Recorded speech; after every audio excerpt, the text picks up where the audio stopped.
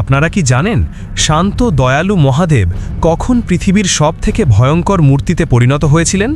যখন তার স্ত্রী সতী রাজা দক্ষের যজ্ঞে প্রাণ বিসর্জন দেন, তখন শিবের ক্রোধে থর থর করে কেঁপে উঠেছিল ব্রহ্মাণ্ড।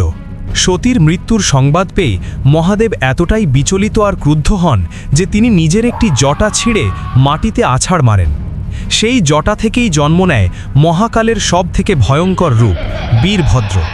বীরভদ্রের শরীর ছিল বিশাল, হাজারো হাত এবং দাঁতে জ্বলন্ত অস্ত্র। তার চোখ ছিল আগুনের গোলার মতো।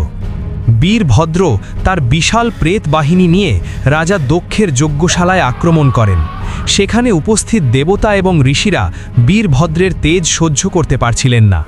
বীরভদ্র একে একে সবাইকে পরাজিত করেন এবং শেষে রাজা দক্ষের শিরচ্ছেদ করেন। সেই দিন পৃথিবী দেখেছিল শিবের রুদ্রমূর্তির আসল ক্ষমতা। এই বীরভদ্র অবতার আমাদের মনে করিয়ে দেয় যে অধর্ম আর অহংকার যখন সীমা ছাড়িয়ে যায়, তখন স্বয়ং মহাকাল ধ্বংসের পথ বেছে নেন। শিব কেবল রক্ষাকর্তা নন, তিনি পরম সংহারকও। সবাই কমেন্টে লিখুন, হর হর মহাদেব।